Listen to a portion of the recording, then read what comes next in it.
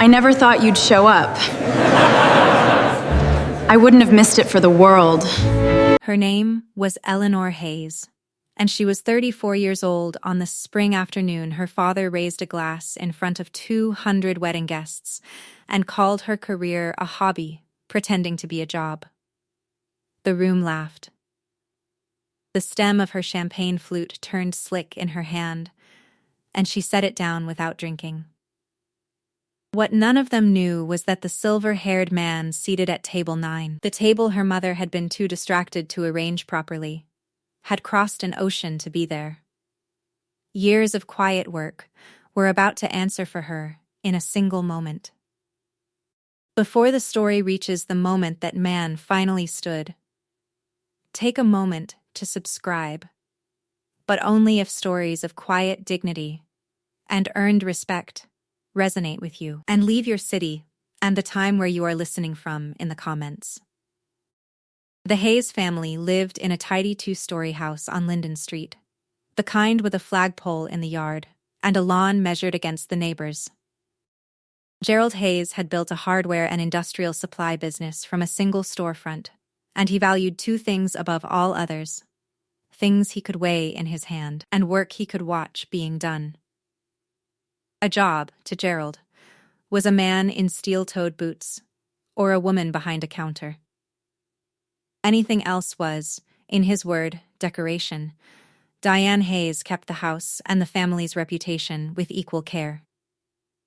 She knew which neighbors had remodeled, whose children had married well, and which casserole to bring to which funeral. Her approval moved with the direction of the wind, and the wind blew toward whatever made the family look successful at church on Sunday. Eleanor's older sister, Caroline, had married a man who sold commercial real estate, and that suited the family perfectly. Caroline's work could be explained at a dinner party in a single sentence. She brought home brochures with her name printed on them. When she closed a deal, Gerald clapped her on the shoulder and told the men at the lumber counter about it for a week. Eleanor did something with computers. That was as far as her father ever got. She had taught herself to code on a second-hand laptop in high school, and by the time she finished college, she was writing software that ran on machines she would never see, in countries she would never visit. To Gerald, this was indistinguishable from playing. There was nothing to hold, nothing to point at. Nothing he could describe to the men at the counter without feeling foolish. There was one person who never made her feel foolish. Her grandmother, Ruth, lived in a small house with a sun porch and a kettle that was always warm. Ruth had worked 40 years as a bookkeeper for a freight company, and she understood something Gerald did not, that the most important work is often the work no one can see. When Eleanor tried to explain what she did, Ruth did not nod politely and change the subject. She asked questions. She wrote the answers in the margins of her crossword book. "You keep building your invisible things," Ruth told her once, pressing a folded check into her hand. "The people who matter will see them eventually. And the people who don't see them were never really looking at you anyway." Looking back, the pattern was always there. Eleanor simply had not yet learned how to read it. The first memory Eleanor kept was small, the way the lasting ones often are. She was 11, and she had won the district mathematics contest, the only student from her school to place. The ribbon was gold and slightly too large for her sweater. She carried it home and set it on the kitchen table where her father was reading the sports page. He glanced at it, said "That's nice," and turned back to the standings. The same week, Caroline had been chosen for the homecoming court, and Gerald drove 40 minutes to buy her a corsage from the florist he trusted most. When Eleanor was 16, she rebuilt the family's old desktop computer from parts she bought with babysitting money. And she fixed the accounting program that had frozen the store's invoices for a week. Her father told the bookkeeper that the machine must have sorted itself out. He never mentioned that his daughter had spent 2 nights under the desk with a flashlight in her teeth. At her college graduation, she finished near the top of a difficult engineering program. Her parents came, but they left during the reception because Caroline had called to say her flight was delayed and someone needed to pick her up. Eleanor stood alone by the cheese table in her gown, holding a paper plate, watching other families take photographs. She drove herself home that night. Ruth had sent a card. Inside it said only, "I am the proudest person you cannot see today." On her 25th birthday, Eleanor told her family she had been offered a position she had worked years to earn. Her mother asked whether it came with health insurance, then changed the subject to Caroline's kitchen renovation before Eleanor could answer.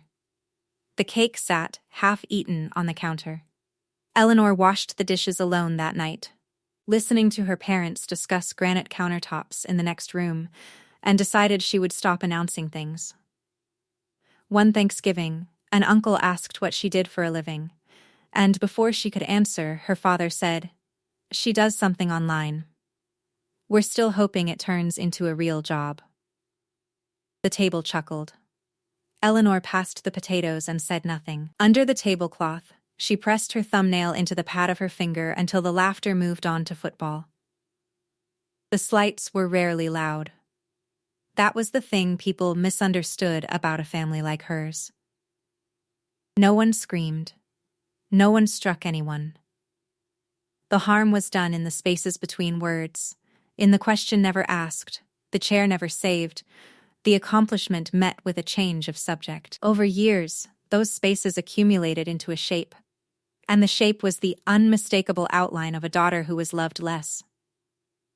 By the time Eleanor was 30, she had stopped bringing her work home, because explaining it only invited the small, patient smile her mother wore when she thought Eleanor was being difficult. If you have ever sat quietly at a table while people decided who you were without asking, you already understand Eleanor better than her own family did. If that feeling is familiar, leave a single word in the comments. Present. I read them. And I think you will be surprised how many others are sitting at that same table tonight. The break came on a Sunday in October, 2 years before the wedding, at a dinner held for Caroline's 40th birthday. The dining room smelled of pot roast and the lemon polish Diane used on the good table. 11 people sat around it, including 2 aunts, an uncle, and a neighbor the family liked to impress. Somewhere between the salad and the main course, an aunt asked Eleanor how her work was going. For once, Eleanor decided to answer honestly. She said, simply, that she had been given responsibility for a system used by millions of people, and that it had been a very good year. She did not boast. She did not name figures. She offered it the way a person offers a small, true thing. Her father set down his fork. He smiled the smile he wore when he was about to be funny at someone's expense. "Millions of people," he repeated, looking around the table. "You hear that? My daughter runs the whole internet from her couch." A few people laughed. He went on. "Caroline sold a 4-bedroom on Maple last month. That's a job. That you can put your hands on. The rest of it is make-believe, sweetheart. And I think somewhere you know that." The room went quiet in the particular way rooms do when everyone has heard something. They will pretend they did not. Eleanor looked at her father for a long moment. The clock over the sideboard ticked. She folded her napkin, laid it beside her plate, and said 2 words, "Okay, Dad." Then she thanked her mother for dinner, found her coat in the pile on the bed upstairs, and drove home in the dark with the radio off. She did not slam a door. She did not write a letter. She simply stopped coming. The calls grew shorter, and then stopped. For 2 years, she let the silence say what she had decided not to. What Eleanor had never told her family was where the invisible work had taken her. 12 years earlier, Fresh out of college and nearly broke, she had taken a job at a company so small it operated out of a converted warehouse with space heaters under the desks. The pay was poor and the hours were long, but the work was the most alive she had ever felt. The check her grandmother had pressed into her hand at graduation. $3,000 Ruth had saved in a coffee tin over many years. Eleanor had not spent on rent or a car. She used part of it to keep herself afloat through those lean first months, and she took the rest as an offer the founders made to early employees. A small ownership stake in a company almost no one believed would survive. She believed in it. More than that, she made it survive. When the company's central system buckled under its own growth one terrible winter, it was Eleanor who rebuilt its foundation from the ground up, sleeping 4 hours a night for 6 weeks. The man who ran the company, a quiet, formal engineer named Daniel Whitlock, had stood behind her chair at 3 a.m. watching the screens come back to life, and he had said something she never forgot. "You did not just fix this. You gave it a future. I will not forget who did that." He did not forget. Over the next decade, the warehouse became a campus. The campus became a name people recognized, and Daniel Whitlock became the chief executive of a company worth more than Eleanor's entire hometown. Her small early stake became something she rarely allowed herself to look at directly. She was, by then, the principal architect of the things she had once saved, and a wealthy woman, though she lived in a modest house and drove a sensible car and let her family go on, believing she was struggling. She kept it from them on purpose. She had seen what her father's approval cost, and she had decided long ago that she did not want it on those terms. She did not want to be loved for a number. When she became engaged, she wrestled with whether to invite Daniel at all. He had become, over the years, something like the father her own had refused to be, careful with his praise, but honest and always present. One night, weeks before the wedding, she sat at her kitchen table at 2 a.m. with the guest list in front of her and her grandmother's old crossword book beside it. Ruth had died the previous spring. Eleanor turned to a page where Ruth had once written, in her small, careful hand, "The people who matter will see them eventually." She added Daniel's name to the list, not to prove anything to her father, she told herself this firmly, but because the people who had truly seen her deserved a seat at the most important table of her life. She did not tell her parents who he was. They did not ask.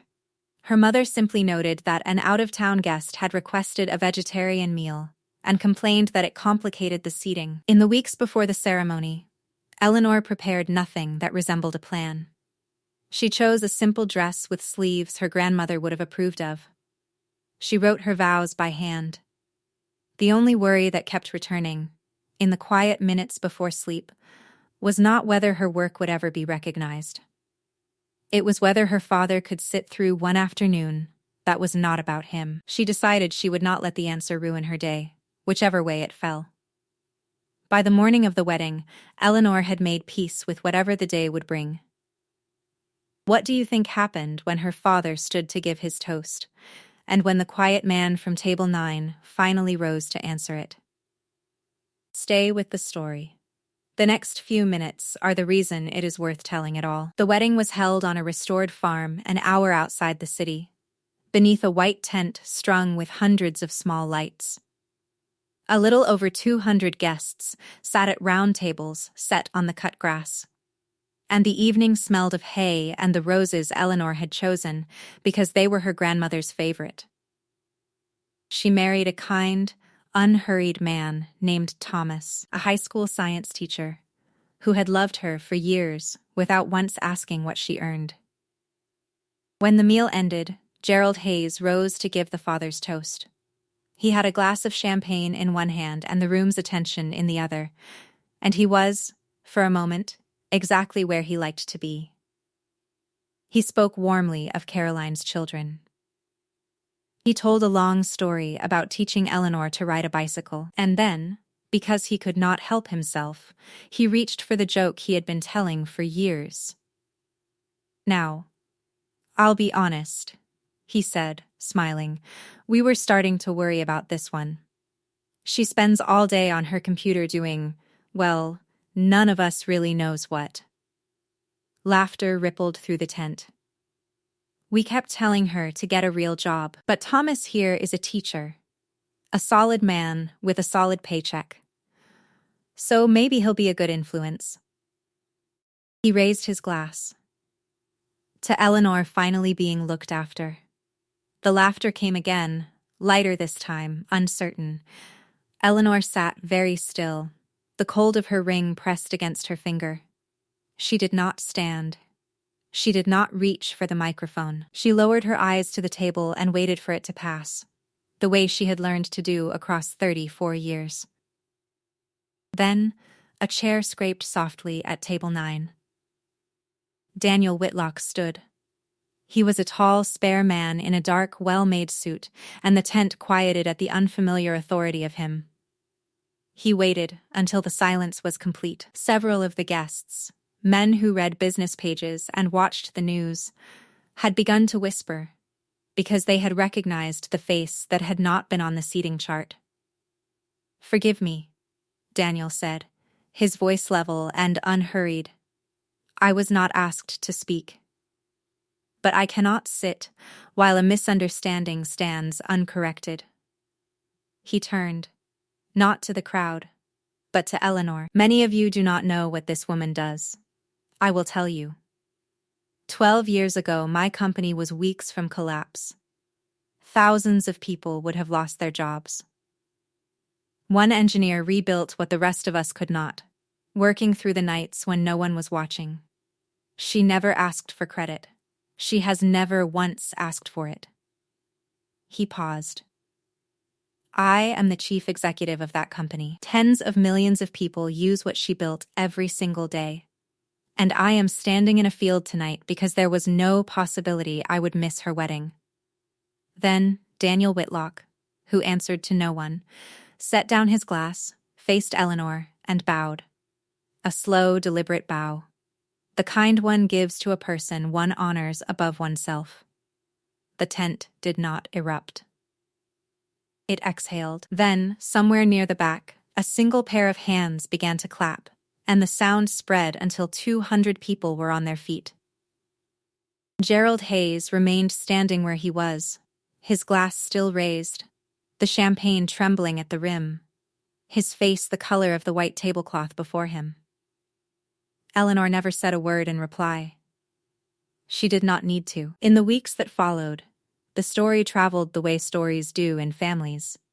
The aunts who had laughed at the October dinner now told the version in which they had always known Eleanor was special. The neighbor who had been so impressed by Caroline's brochures began mentioning, at church, that the Hayes girl had quietly become someone important. Diane found that the social currency she had spent so carefully had shifted overnight, and that the daughter she had managed was now the daughter people asked about. Caroline's husband, it turned out, had spent the reception cornering Daniel's assistant for a business card. When nothing came of it, the silence between the sisters grew its own weight. Gerald did not handle it well. He called Eleanor 4 times in the month after the wedding.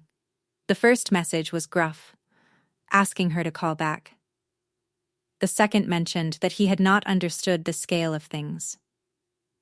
The third, left late one night, said that a father could be wrong and still love his daughter. The fourth was only the sound of him breathing, and then a quiet click. Eleanor listened to each one once. She did not call back. She was not punishing him. She had no taste for punishment.